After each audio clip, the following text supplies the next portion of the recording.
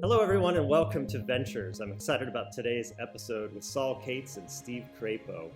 Today, we're going to talk about all things sales, not only complex business-to-business sales, but we're going to talk about the principles, values, how to build a team, the aspects of sales that aren't often talked about that I think is extremely important for founders and anyone building a business to know about. So if you're watching this episode, you can also listen anywhere that you get your podcasts. You can just search for Ventures. And if you're listening, you can also visit wclittle.com, and there you'll see more extensive show notes to the things that we talk about today. So with that, please enjoy this episode with Saul Cates and Steve Crapo. All right, Saul, Steve, welcome to the show. Thanks for having us again. Thanks for having us, Will. So Saul, it's great to have, I think this is the fifth or sixth time you've been on the show. It's been great to co-host and hear your story and various different perspectives along the way here. Would you mind teeing up our guest and introducing us here? Yeah, I'd love to. Yeah, so this is my fifth or sixth time. So thanks for having me. This has been really a lot of fun. Today we're joined by a good friend of mine, Steve Crapo. I'll let him introduce his background, what he does, and then sort of where he comes from, and sort of the journey that he's been through in enterprises and sales and whatnot. I met Steve, I guess about 8 years ago now, 8 years ago, something like that, working on some projects, particularly right before we were about ready to be acquired by Thales. Actually, Remapping was the company that I met him at, that I was working at the time. And he helped me sort of learn a sort of next level sales, tool or technique or three that we sort of put into practice at Remapping, and it really changed the game, moved the needle, and our exit was very, very successful. So I think that I do give a lot of credit to that short amount of time right before the acquisition, where we changed the sales game dramatically, and I owe a lot of that to that project that we worked on together. So Steve's definitely one of those first calls I make when I need a sales help, and so I'll let him introduce himself and that's sort of what he does. But I always look to sales enablement. My first call is Steve and true sales results. So Steve, why don't I let you take it away and give a little bit about yourself and your background and what you're up to these days. Thanks, Saul. So Steve Crapo, founder and CEO of True Sales Results. My thumbnail bio sketch, 30 plus years in complex B2B sales. The old days we used to refer to it as enterprise technology sales, selling expensive, complicated software to large companies that have deep checkbooks that can write large checks. My first software sales job was with a startup out of Boston. I was employee number 10, and we sold the first applicant tracking system that scanned in resumes through an OCR process, created an ASCII text file, and then we would match it against open resumes, open requisitions. And so I was there for 7.5 years in total, and actually went through several technology sea change from DOS to Windows to Open Client Server to the web through that whole 7.5 year stint. And we actually grew the company and took the company through a successful initial public offering. So this is my first software sales job out of college. I thought this whole IPO thing, it's not as hard as they. It's just a piece of cake. I mean, I'm gonna have like 5 of these in my career. Fast forward 23 years later, with the requisite crow's feet and gray hair, I have come to discover it is not easy to have a successful exit. So over the subsequent 20 plus years, I was a VP of sales in a number of different companies, a lot of early stage startups. So in terms of missionary sales, where literally you're going out and selling, the first customers, all enterprise class customers, all high ticket items, mid 6 figures, 7-figure deals.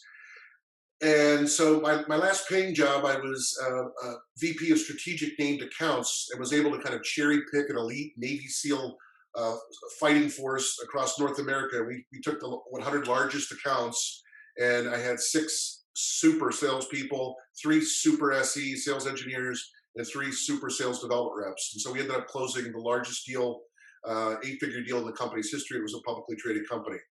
I then basically hung out my own shingle 14 years ago and launched True Sales Results. And we are singularly focused on helping complex B2B sales organizations learn how to engage, influence, and sell more effectively. And we do that through science and a series of sales best practices frameworks so that we try to codify what is it that your top performers are doing and how can we raise and elevate the performance of your sales middle class, as we like to refer to them. So that's the last 30 years, Saul, and Will, that's what I've been doing. It's awesome. Yeah, I remember sort of when I first met you, you were sharing a lot about your sort of your history as a sales leader, and I think that's one thing that's sort of interesting to see how sales leadership is one of those things that comes with time and scars and the crow's feet, as you said, right? I mean, it takes some time to get there and through the paths that they get you to that next level of understanding of what customers really are.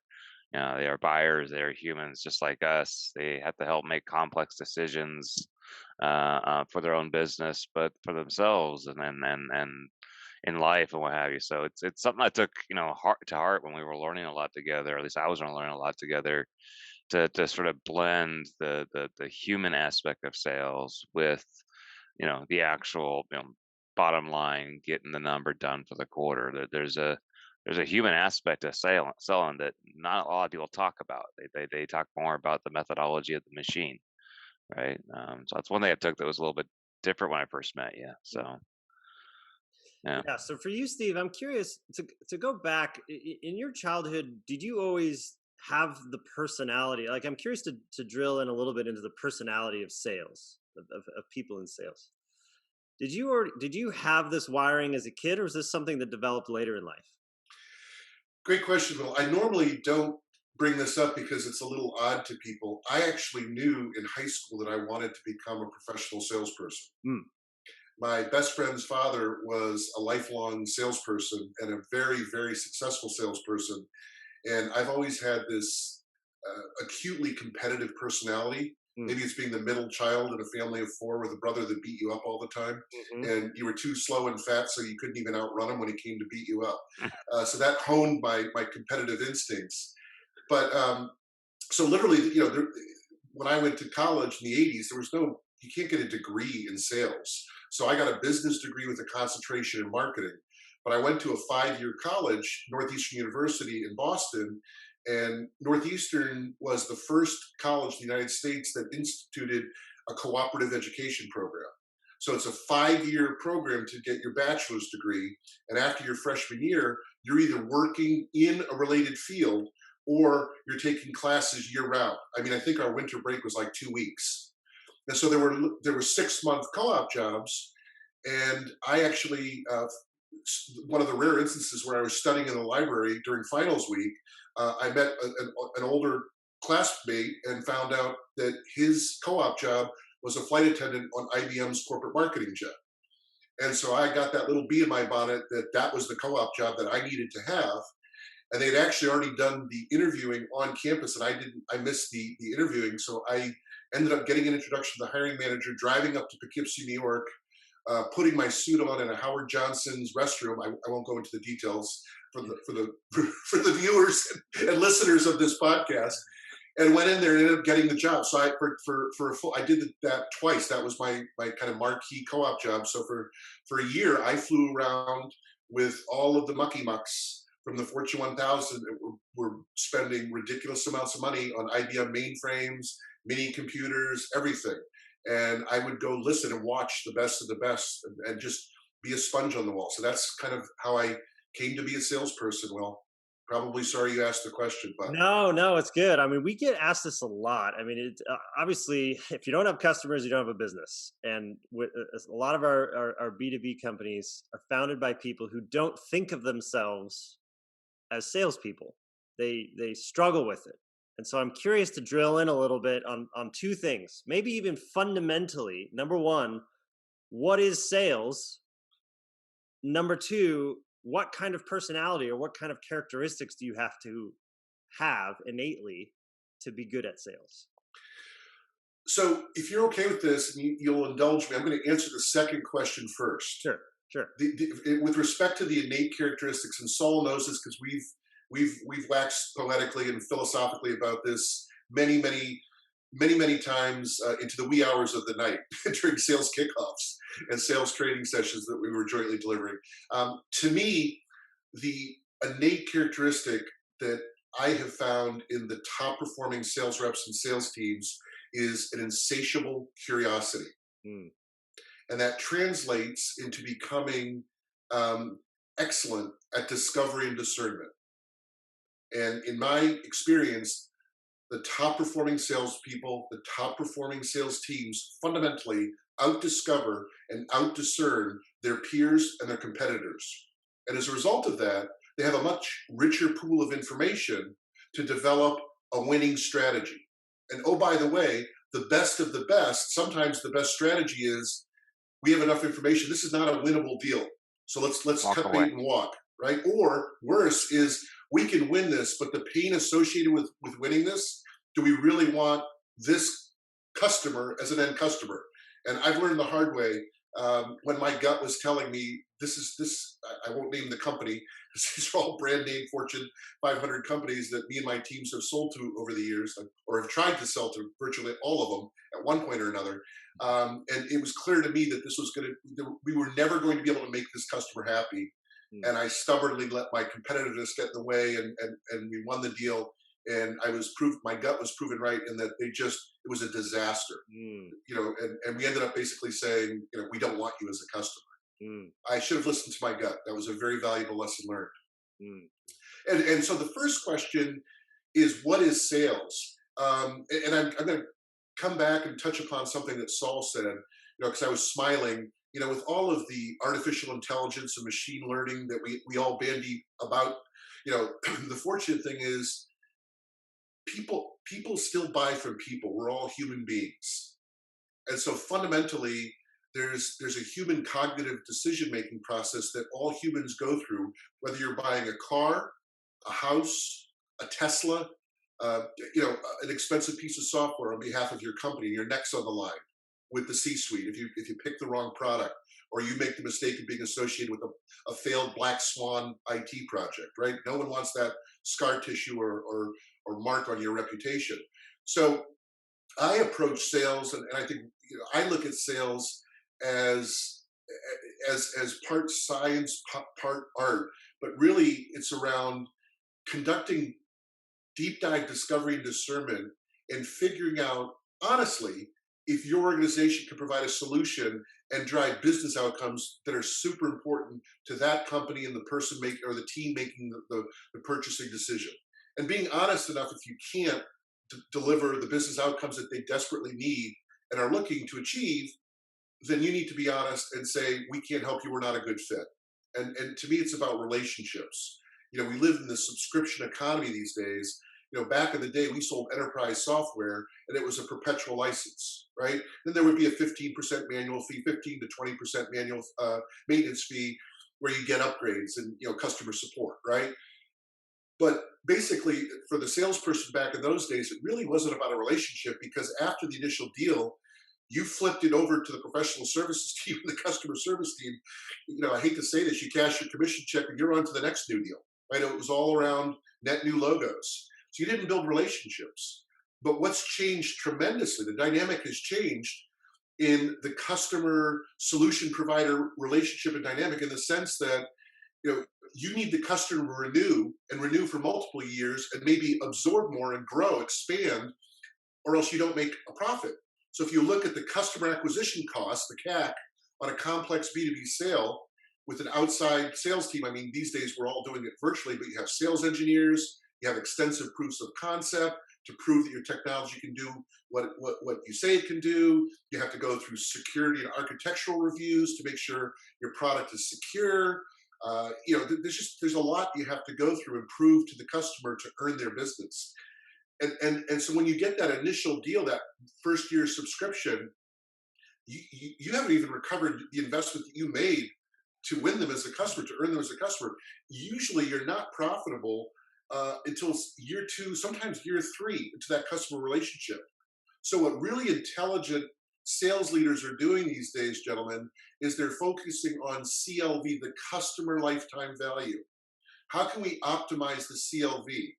And the way to do that is to continually reinforce and prove the business outcomes that you're delivering to the customer. They need to take ownership of that. I can't just tell them as a salesperson, Will, we reduced your cost by 33%, and you told your CFO about that. You have to take ownership of how we've helped you reduce your costs, or Saul, how we've helped improve your overall security from a product perspective, right? Those are the types of business outcomes that the C-suite cares about. You're absolutely right. They buy business outcomes, right? That's the spot on answer every time, because the features are a way to get those, right? The widgets and the bells and whistles and all that, those are the things that power the outcome. But people quite often, salespeople quite often, and SCs are notorious for this too, get caught up in the wizardry of the thing and not enough onto the understanding of what's the outcome, what's the why behind it. Why would somebody care? When are they going to put their name down to some successful project that you helped them with, and what was that walking away number or walking away story, right, that they got? So yeah, I think it's spot on. I've seen it 1,000 times. I was an SE for a big part of my life, so I was a sales engineer out there working with sales professionals and their management structures and all that, trying to figure out how to land the deal while making sure the technology was actually doing what the customer needed it to do. Because that's the blend. Is like the sales guys have to like help them understand the business outcome, but then there's also reality, and there's reality that helps to make that business outcome happen. So there's this dance that happens particularly in software and hardware sales to the large enterprises, where you're proving your value feature wise, right? You're using the features and the technology to say, yes, my thing proves this concept out, but you're really trying to measure that against business outcomes. And that's where I've always found the best sales teams would actually blend that in as part of their strategy. They would say the customer needs this as a business outcome. We are going to measure ourselves in our POC against that. And the customer and us will write that down, and we'll agree to it, and we will do it. And we'll walk out the door basically saying, are you ready for the PO yet? I mean, what's next? That's the best way to do it, because you actually bridge it all together. So yeah, I think it's gonna be part of your strategy. It's not just an observation. It's a strategic thing you can use.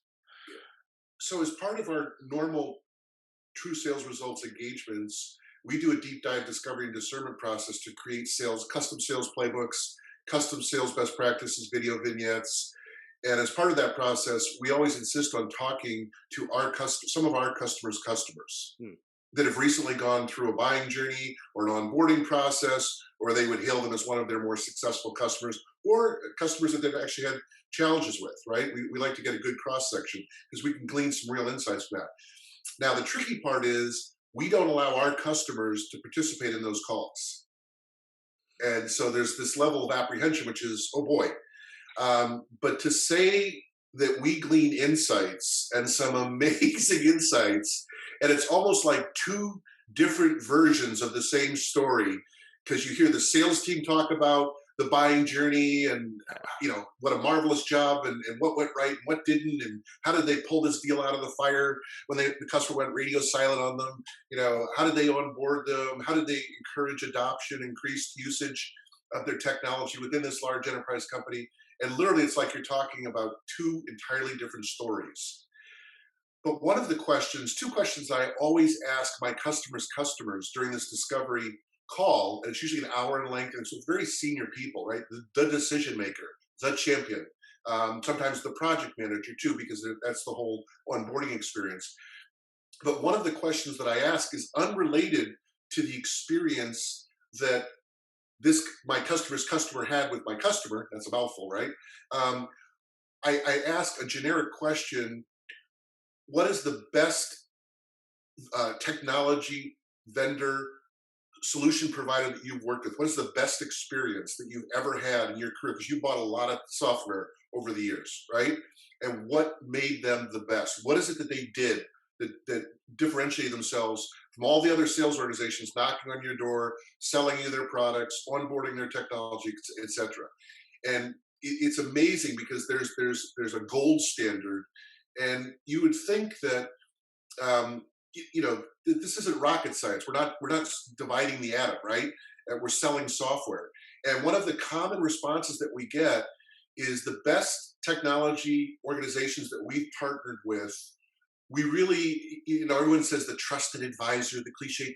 I aspire to be a trusted advisor. Right. Okay. Let's just throw that out for a second. What the customer cares about is that you bring a point of view and commercial insight to the table. You teach them something about how they can improve their business that they don't know. That's the value, right? That's the business outcome. So this is the whole notion of a teaching conversation, where as a sales team, I'm coming in with a point of view. I have a perspective. And it's not about our features. It's not about our capabilities. I'm not going to offer you a free POC to dazzle you. I'm going to go right to the heart of the matter, which is these are probably business issues. We talk to CISOs like you, Saul. These are the top 3 challenges that we hear. How would you stack rank those for you and your organization today? Right? So I'm building credibility because I know, the challenges of your day-to-day life as a CISO, right? And so you're going to generate empathy and credibility by letting them know we're domain experts in helping CISOs like you solve these big, thorny problems that seem impossible to solve at times. And here's how we do it. And here's how we do it uniquely and better than anyone else. And this is the business outcome that partnering with us together, we can deliver. So from an education standpoint, that's pure gold, by the way. From an education standpoint, for a growing startup, because we work a lot with startups and they're just getting their product out, getting their first sales. From a growing startup perspective, how do you scale? Usually it's hopefully a CEO is out there selling while some creatives and technology folks are building the product. How do you scale? Because you've even thrown out a bunch of terms, SE, SDR, all the different levels of C-suite folks that are involved in these sales processes. But for those who are just starting out, how do you coach and how do you educate them about the scaling a sales team process? So probably one of my favorite questions, Will. Excellent question. We tend to work with pre-Series A startups that have developed a really disruptive, cool, innovative technology. Everyone says they've developed something that's disruptive. We have a good nose and discriminating ear and eye so that we actually know what's disruptive and know there's 15 companies that do the same thing. So we'll pre-Series A, we're working with some really smart co-founders that have developed this bit of technology, and they're so compelling because they're just so far ahead of anyone else. So they really have come up with something, just a truly elegant way to solve a very complicated problem through technology. That when they talk to customers, their credibility is off the charts, right? I mean, they're just, it's almost like you had the C-suite at hello, because they're teaching you things that no one in the world knows. There's a handful of people that could figure this out, and they're actually one of the handful. And so what we do is, but they don't understand sales.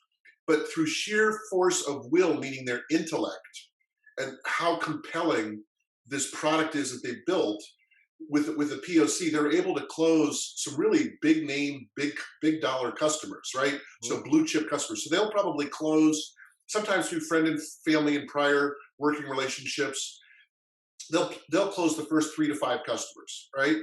And what they've done at that point is they've got an MVP version of the product.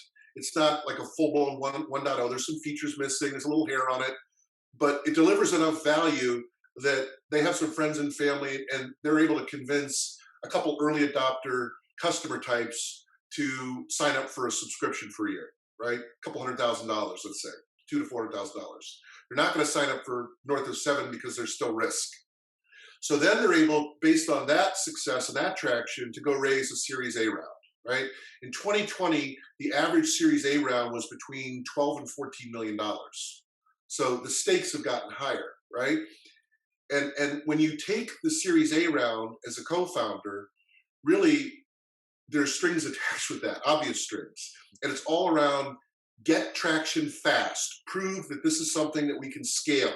So go get your next 10 to 15 customers and start to build a repeatable professional sales team, right? And sales function.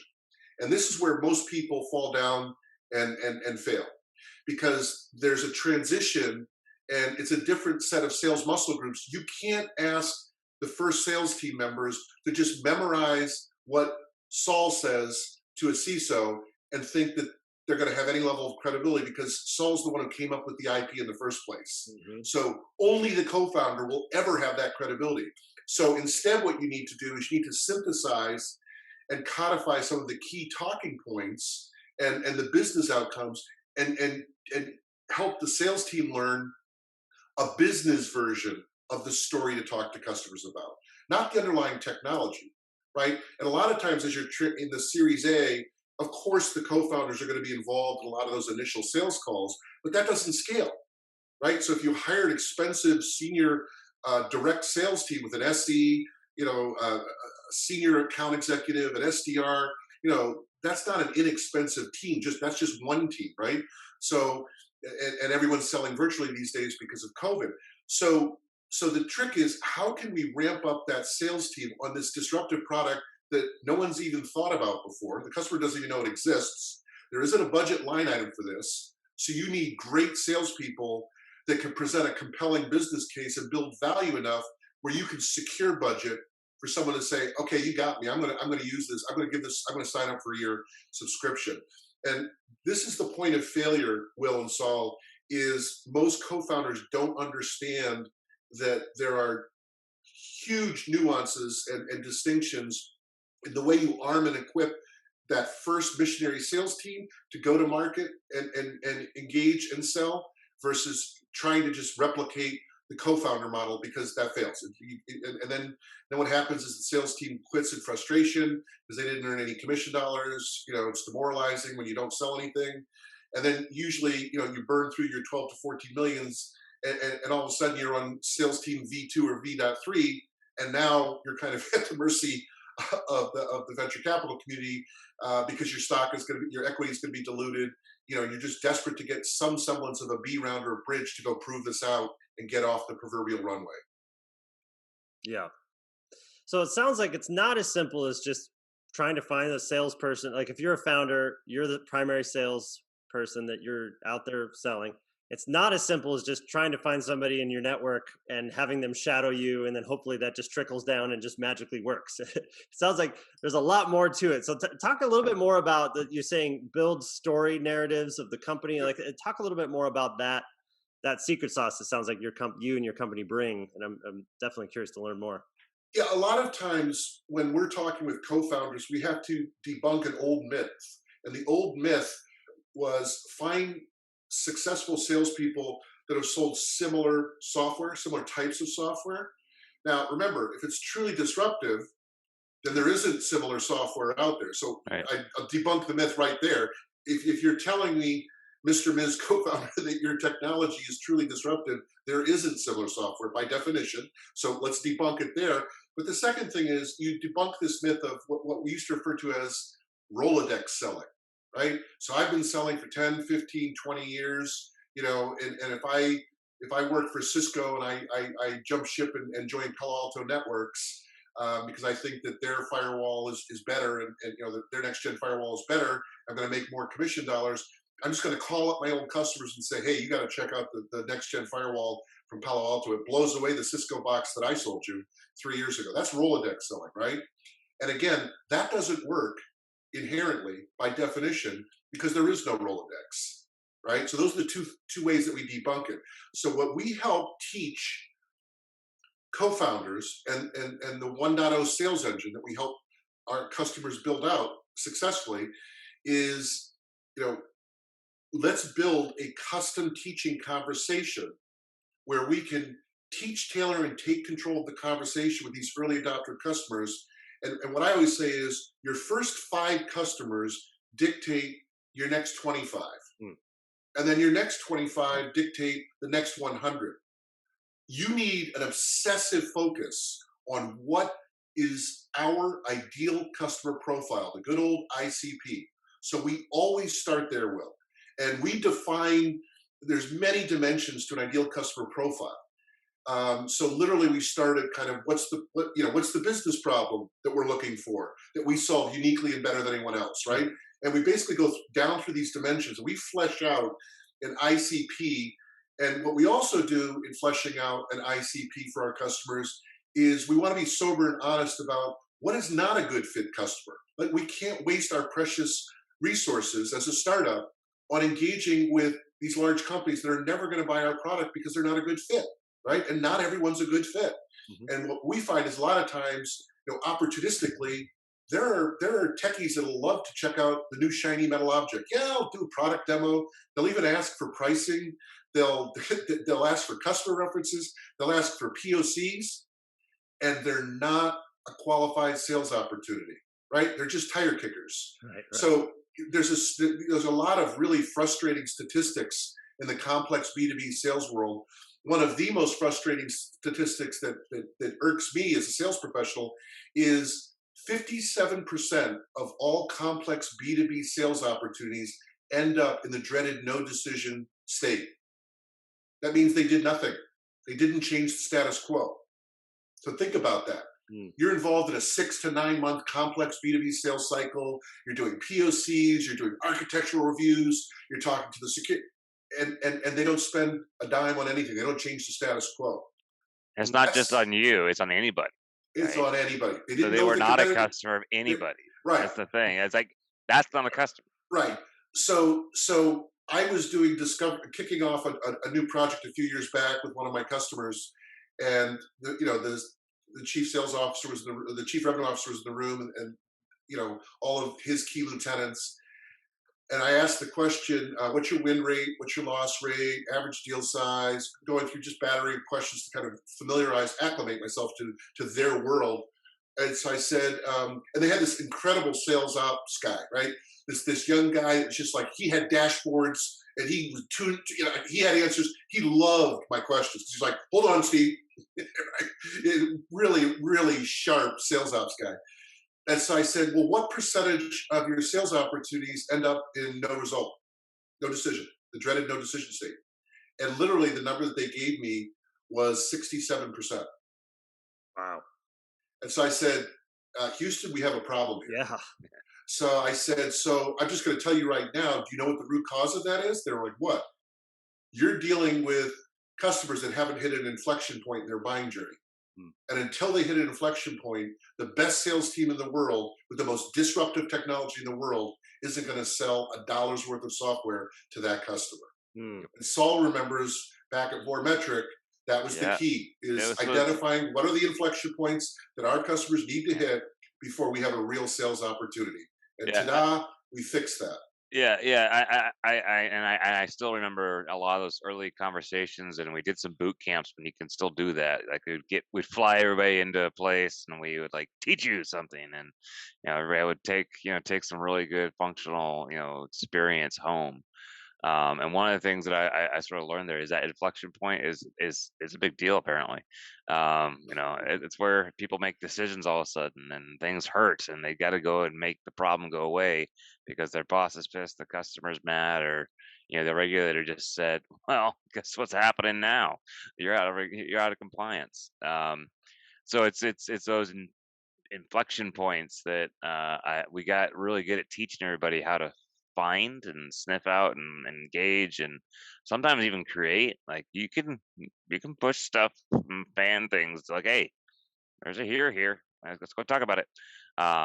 So there's ways to get to there, but it gave a lot of just better understanding. I mean, so much to the point I think I even did a testimonial for your website at the time, because it just opened up the eyes of what do we really need to care about. It is that inflection point. It was we just didn't know what a customer really was. And you said 67%. I mean, everybody's got their own problems, but we were having a problem where it was taking us. We were losing a lot of deals. They were slipping. The quarter. That's not like loss. Like this didn't happen.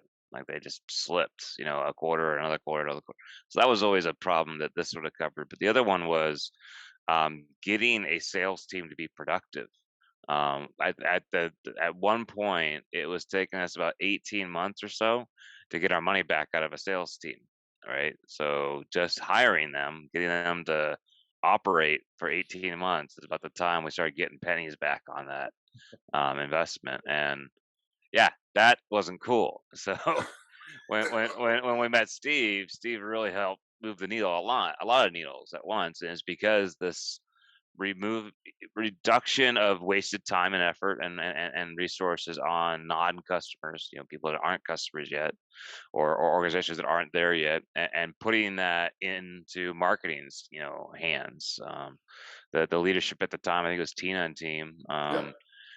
They got fanatical about those first two steps of the buyer's journey, which was making a customer who is untroubled, unaware, troubled and aware. Troubled and Right? aware. That's how they start to become a potential prospect. They're not that if they are way over here and untroubled and aware. They don't Yeah. care because they don't have your problem in their mind's eye. Yeah. So Yeah. they don't care about your solution. No, That was a bunch of stuff we learned there that was impactful. Yeah, and Will, what's hilarious is I'm hearkening back to when Saul agreed to do a video testimonial on behalf of True Sales Results, and he actually was in San Francisco for the RSA conference at the Moscone Center. And for all of you cybersecurity geeks out there, we've all been there multiple years. It's a madhouse, and we're literally in the main vendor floor at this huge Vormetric booth. And I bring my video guy Scott, and Saul and I are up there. It's like crazy, and I still have the video, and it's still awesome. The other thing that I would say is when we're conducting discovery with our customer's customer, right?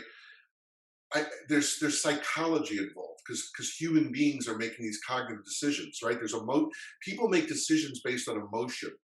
A lot of salespeople make the mistake of thinking that decision makers make technology purchasing decisions based on logic and rational thought. That is not true.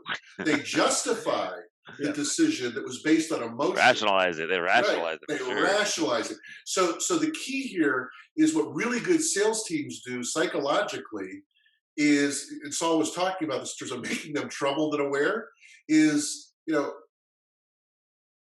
Mr. Ms. CISO, what's the cost of doing nothing here? What's the business impact of doing nothing? Sitting back. So if you're telling me the status quo is acceptable, what happens if you get breached or hacked, or your largest competitor does? Like, you weren't ready, or you weren't proactively out in front of this, right? So really making it's called the emotional impact. That's a stage in the teaching conversation, whereas really good sales teams are experts at making you very uncomfortable. Like, holy cow, you're right. Do something. I got to do something. Like, this is untenable. Yeah, it's like lifting the rock, and all of a sudden, it's like, oh no, there's something underneath there that we didn't know about. Now we know about it. We got to do something about it. So That's I want to come back to do. I want to come back to the inflection point. Is that you're seeing that they're buying other software? Is that some kind of insight into their budget? Is that kind of what? Talk more about the inflection point from. Yeah, so good question. The inflection point. By the way, the buyer's journey framework is not something that True Sales Results came up with. I just want to be clear about that. This is based on decades and decades of behavioral research into the human cognitive decision-making process. And it's just, we've applied it towards complex B2B sales. But this is well vetted, peer-reviewed, behavioral research with PhDs and lots of people a hell of a lot smarter than me that figured this out, right? We just borrowed it because it happens to be scientifically and empirically proven, right, and validated. So the inflection point is when the pain becomes too acute. Pain, I know, is a cliche term that we use in technology sales too much, so indulge me. But the pain becomes too acute for the customer, and something happens where the customer decides, make this pain go away, stop, right? So my wife is a home health nurse for Kaiser. And what I've learned is the first rule of triage is stop the bleeding. Because if you don't stop the bleeding, the patient bleeds out on the gurney. Okay. Again, I'm sorry to be graphic at 10:30 in the morning here, Pacific time. So my apologies. But the key is what you're looking for with an inflection point is that patient that's bleeding out on the gurney that says, someone please help me stop this bleeding now, or I won't be here. It's existential. So an example in the cybersecurity world of typical inflection points would be, a big failed audit, internally or externally, and there's huge financial penalties associated with that. So Germany just passed the IT cybersecurity law 2.0. Okay, if you sell as a manufacturer embedded devices to any company in Germany, right, not just the government, and the firmware in your devices have critical vulnerabilities and hard-coded passwords and backdoors, and a hacker easily exploits you, Germany will fine you as the manufacturer that sold that device that connected to your customer's network in Germany up to 4 million euros, or up to no, sorry, up to 4% of your annual revenues in Germany, and up to 20 million euros per instance. Hmm. That's an inflection point, Got it. So right? they're troubled. They're Right, significantly troubled. They're troubled. right. Yeah, And it's so, so on fire. this just was rolled out, Will, in 2021. Ah, So regulation and compliance is far and away the number one inflection point that causes Cyber. CISOs to say, for cybersecurity, oh my God, how do we cope with, how do we prove we're compliant? Because there's state, the state of California, the state of Oregon, kudos, Saul, has IoT security laws that recently went into effect with harsh penalties. The United States government has recent laws related. I'm saying this because one of my customers right now is a device SecOps disruptive technology solving this very problem. So it's kind of near and dear to my heart as I live it and breathe it. So that's an inflection point, is all this compliance, right? So for my customer, there's 3 inflection points, right? And they're acute. One is all of the regulatory compliance, and it's just becoming more and more complex with harsher and harsher financial penalties, right? Your customers are slowing down purchases or halting purchases because they think that your product is not secure enough. So it's literally slowing down your revenues because of cybersecurity concerns. And the third is there's an executive mandate. So someone in the C-suite says, "Oh boy, we can't be." I won't name a company, but you know, some of these companies that have gone through massive hacks and breaches. And I feel terrible. I'm not going to publicly shame anyone. I don't believe in that. But we don't want to be the next X. So the board comes down. It's an executive mandate, which is you need to prove, and you have an unlimited budget, Ms. CISO, to make sure that we can prove to our customers and the regulatory bodies that our products are as secure as anyone's. Those are 3 great examples of cybersecurity inflection points. I was going to just comment on that. That you gave a lot of focus on the cybersecurity side, which I do agree. Those are all the true statements. But I think one thing that I took away from one of the boot camps is, I think, a story or a parallel you try to compare of shopping for a car. Yep. Right. There's, if I'm sitting there watching TV at night and the commercial comes on for the next, model car, I'm not troubled or aware of needing a new car at the moment, right? I'm just fine. Car's just fine. I got many more years on it. But as my car starts aging, I might start becoming a little more aware of that, right? I'm like, okay, now I'm in that next stage. I'm not untroubled and aware. I'm sort of aware of the problem, or exploring options, or looking for what might be out there. But I got no reason to change because car's still running. I'm good, A to B, and I don't have a reason to change. But then all of a sudden, my car breaks down. I have an inflection point, right? I gotta go do something about it. That sort of solidified to me, like, all right, there's a progression that happens for the human or the person through the process, right? It's not just that you as a business are going to have these inflection points. There's also the human behavior of it. To get back to that, it's like, no matter what industry you're talking about, that buying journey, which I think I also talked about this with you. I have a similar, hypothesis or theory of the founder's journey, or the founder's problem, meeting that buyer's journey and continuing on. That whole process is humans, Yep. right? And then understanding how do we solve problems, transition from one state to another, and all that stuff is just mapped out in these sort of, you know, complex B2B business decisions made by humans, right? And that's what the part I always found fascinating is when they're going to that inflection point, they have to make a change, and then they start getting into that decision making process, right? Because you have to watch for the inflection point, but just because you notice it doesn't mean you win. right, as the sales team, right? Just because you notice that the inflection point doesn't mean you won the deal, but it means your competition is probably going to be here too.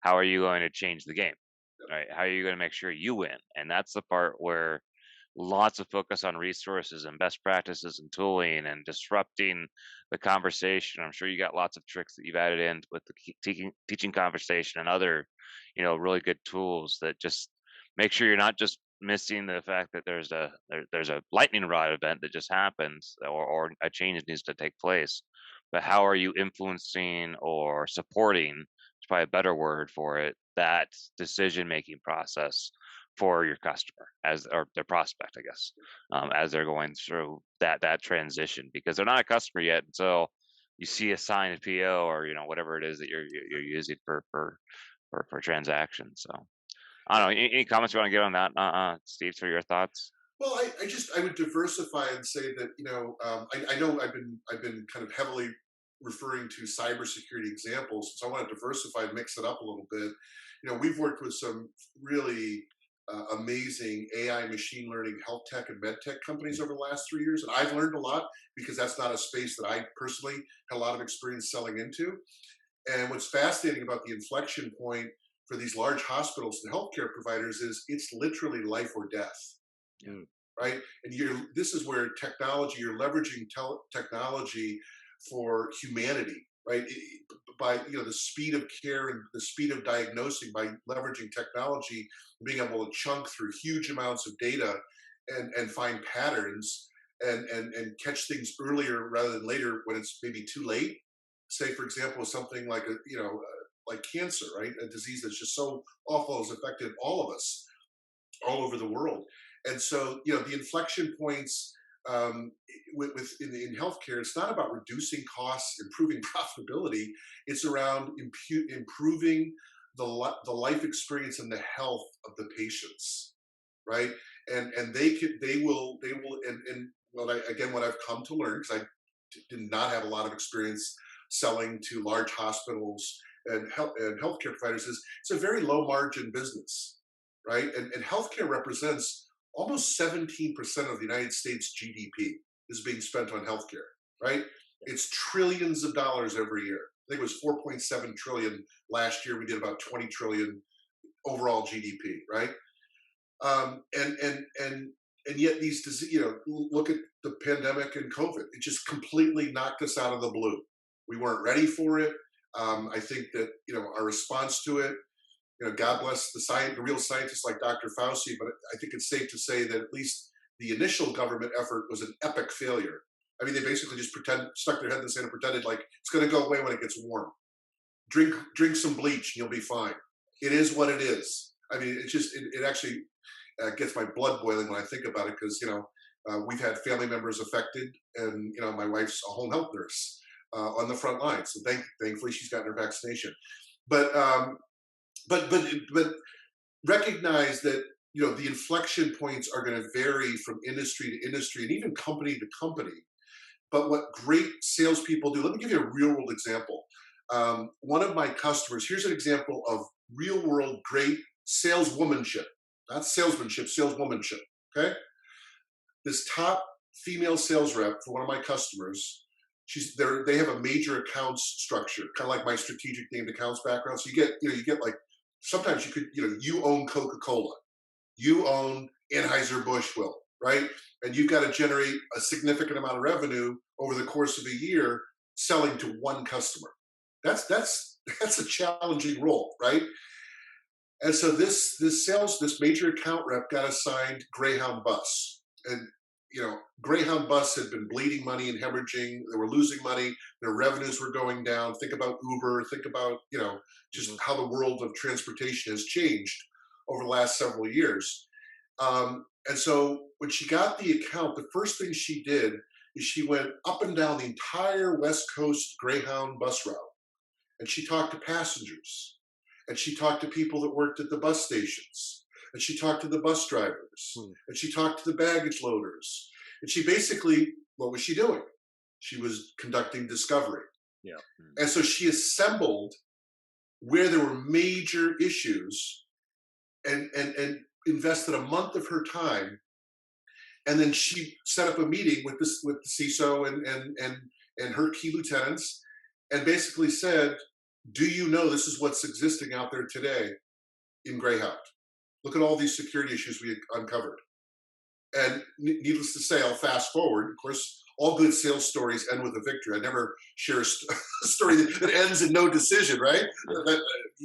Please, just, we need to embellish a slight bit. But fast forward, and she secured a huge deal, right? And that account had been handled by a major account rep before that produced nothing out of the account. And the reason is the only difference is they're selling the same products and services. They had the same kit to sell from, right? She made the investment to really deeply understand Greyhound bus and all of their security issues, not just in their data centers or the cloud, right? Literally on the ground, in the buses, at the bus depots. I was just blown away by what an amazing selling effort that was. And of course, she ended up becoming one of the top reps that year because of how smart she was about working with her customer. But the lesson learned here is the deeper you understand your customer, there is a direct correlation, the more success you will have as a sales team. And so don't worry about your features. A lot of times I was brought into a huge networking company. I won't mention the name.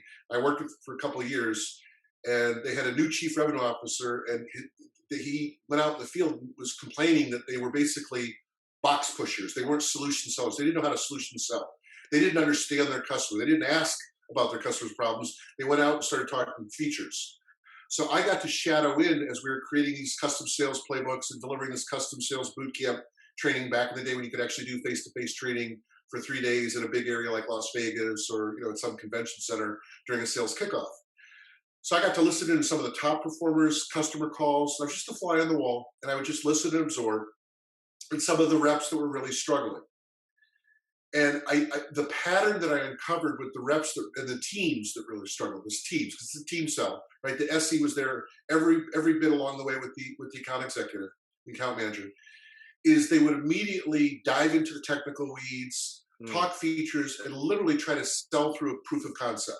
Customer didn't even ask for it. So I would do a debrief with both the top performing calls and the low performing calls. And always ask, well, how did you think that call went? And then I would say, why did you offer the customer POC? Oh, the customer wanted one. Well, how do you know? They asked one. Oh, no, they didn't. I recorded the call. They didn't ask for it. You offered one. You want me to play the tape? Tell me where they asked for it, because I listened very closely. Yeah. And so literally on one of the calls, this SE you talk about diving into the weeds, when asked why their product was superior to their largest competitor. Again, I'm not trying to embarrass anybody here, so I won't say the name of either their largest competitor or said, the reason that our product is superior is because of our silicon port density. We manufacture our own silicon, and no one has port density like us. And so I asked the team how the call went, and I said, so I'm just kind of curious, does the customer care about port density? Do they ever ask you about that? Like, oh yeah, it's like it's a differentiator. It's a unique differentiator for us. I said, okay, and validate that for me. When has the customer ever said, we bought your product because of your port density? That's the reason why we bought it, right? And I'm actually going to be talking to some of your customers. And so when I talk to the customers, I say, why did you buy? Why did you buy when you bought? And what was your backup plan if you didn't buy from my customer? Right? The insights you can glean from that are amazing, because my customer isn't on that call, their customer feels like they can be candid, and they don't want to hurt the feelings of the sales team or my customer. So I get the unadulterated truth, and sometimes it's like, whoa, okay. I said I want the unvarnished truth. Share with me your experience. I also ask the customer, again, humans buying from humans, right? Mm-hmm. How did they make you feel during your buying journey? What did they do that upset you or frustrated you during your buying journey and your onboarding experience? What friction did they introduce that you felt was unnecessary? We as salespeople are all guilty of this, and I'll raise my hand as well. we're constantly trying to tune our sales process and align it to the buying journey, because it's a well proven fact, empirical fact, that complex B2B sales organizations that dynamically align their sales and marketing process to their buyer's journey outperform those that don't by a huge portion. And so that's what you're talking about with Tina and Steven back at Metric and you. Yeah, That's exactly what you guys did. yeah, exactly right. I mean, we learned a lot about how to map ourselves, our processes, even redoing our sales stage. Everybody's got, when you're doing sales, you usually have stages in your sales. Like, where are they? We even remapped all that just to make sure that it was well aligned and well equipped, right? And I think you hit on something I want to just double click on for a second before we leave it, which is thinking why your customers bought your stuff. I can tell you empirically that is true, that you're almost always wrong. Um, we were convinced that our encryption technology at Metric at the time, and I can share this because I'm not too ashamed. I was one of the teams that was doing this stuff. We were convinced that people were buying our products because we had a faster, cheaper, easier, better, encryption product than the next, solution. We thought ours was superior. We had all these technical features, we had all these complexities, and all of that, like all these great enterprise things that we've invested decades almost in engineering and development into. Then Steve comes along and starts doing this. He starts asking customers these questions, and turns out they didn't care anything about that. Not as much as we thought. What they really cared about was we were the easy button for encryption and compliance. We made the auditor go away the fastest. It was efficient. It was compatible. It didn't make me change much, but it made the auditor go away the quickest, and it was the easy button. It's the why. It wasn't because we had a better widget. Our widget was better, don't get me wrong, but that's not why they bought it. It was the business outcome. It made the problem go away. It made the auditor go away. The auditor is scary to the CISO. He wants them to go away. Yeah. So Saul, what about your port density? Didn't need any of that. So a final topic I'd love to end with. Curious to get both of your opinions here. Is that when we work with early stage founders and they're looking to just validate their idea, and as we talk about how do they know when their idea is validated, or what's the validation process, they are selling to more than just customers. They're selling to their team. They're selling to their investors. They're selling to themselves. They're selling. There's a sales process that if your team is coming in, if advisors are coming in, if investors are coming in, and customers are coming in, usually in the reverse order. What are the principles from this conversation that founders could take away as they're selling to the other parties besides their customers? Sure. So I'll say two things. And the first is, the best advice that I could dispense to a complex B2B technology co-founder is the following. You need to instill into your culture and very fabric as a company from day one an obsessive, compulsive focus around the value that you can deliver to your customers in the form of the business outcomes that you can uniquely deliver and enable to your customers. If you crack the code on that, and literally that's your North Star, whether you're selling an investor, a customer, our first sales leader that we want to hire, doesn't matter, right? That is your obsessive focus. That's all you think about morning, noon, and night. And you hone that and you refine that, and you literally can deliver that obsessive value-based outcomes that we can uniquely deliver. That's why we built this thing in the first place, was about reverse engineer everything from the value of the business outcomes that you can uniquely deliver to your customers. Nothing else matters. And the number one reason, in my experience, 30 years working with a lot of startups, and those that have gone on to great success and exits, and those that have, are buried along the highway of 101 here in the San Francisco Bay Area, the number one cause for failure in a startup is lack of focus. You start selling opportunistically, you're all over the map, and the one thing that you can't fix is running out of money, and you run out of money. Random acts of selling, isn't that what you call it sometimes? Like random acts of selling. Oof, oof, oof. See what lands. Yeah, no, I think that's it's a good point. You know, that random access selling is not something you want to be as part of your strategy. Don't count on the lumpy stuff. Just because you got one kick-ass first deal doesn't mean your next deal is going to be just as good. There's all these lessons I've learned in my head now. It's like, oh gosh, I wish I had thought about it that way. Totally different. But I think the point you were asking about sort of those early early entrepreneurs and founders coming in to build their sort of sales and how they're going to get out to market and not fail it too much. I do recommend, or maybe there's a parallel here. For a long time when I was doing research and development, before we'd have a product out in the market, we had to do a lot of internal justifications. And so what we would do is we'd make sure we looked at the problem. So in the founder's idea, it's like, I have a problem that I'm rallying a bunch of people around to solve, or tech or something. Understand it all the way up and down. Why is it a problem? Who made the problem happen? How did this come to be as humanity? Like, what the heck, man? Why is there a problem here in the first? Do that a lot before you go too far forward, right? And then the next step you do is like, okay, the big one, which is what you were just hitting as, is it valuable to make go away? Sometimes it's not, right? And people waste so much time and energy on that. And even if you're not at that sales level, you're not selling the solution yet or selling your idea going away. That's the beginning of it. Is you're starting to demonstrate to yourself and others that there is value here. That measurement of how much value and all that is the thing to be discovered. Then you get into innovating, right? So quite often, I like a working demo. That's my favorite thing to have to get out the door.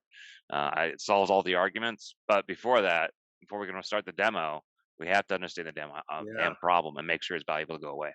I like how each of you answered the question about how to recruit team and how to recruit investors and how to convince yourself and how to validate it. I like how you answered that by focusing on the customer, right? Because if you're focusing on the customer, then the people who come in are going to appreciate the value that you're transferring to your customer, and that is brilliant and insightful. And simple. It's actually really simple. Yeah, no, that's great. I think this has been wonderful, gentlemen. I really appreciate your time and your insights. Last question: where can people, if they're interested in continuing the conversation with each of you, where can they find you online? www.truesalesresults.com. And I recognize it's a mouthful, but I started the company 14 years ago and I can't get a new domain name. And you can find me on Twitter or LinkedIn, Saul Cates. You can find me easy. All right. Well, gentlemen, this has been great. I really appreciate it. Thank you, Will. Thank you, Saul. A pleasure.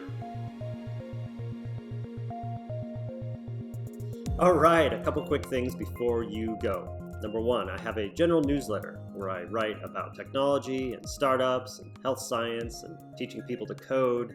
And I write about a variety of different subjects that we talk about on this show. So if you go to wclittle.com, there you'll be able to subscribe, and you'll also be able to subscribe to particular topics. If you're just interested in one or a few of them, you'll be notified right when I publish new content in those areas. Number two, my partners and I at Proto Ventures have a portfolio company called Startup Rocket. If you go to startuprocket.com, there you'll be able to receive coaching guides and customize an operations framework for you and your team and your advisors to be on the same page in terms of what is the appropriate next step for you in your entrepreneurial journey.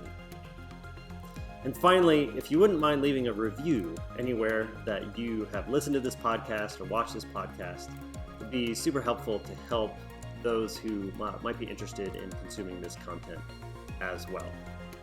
Thank you.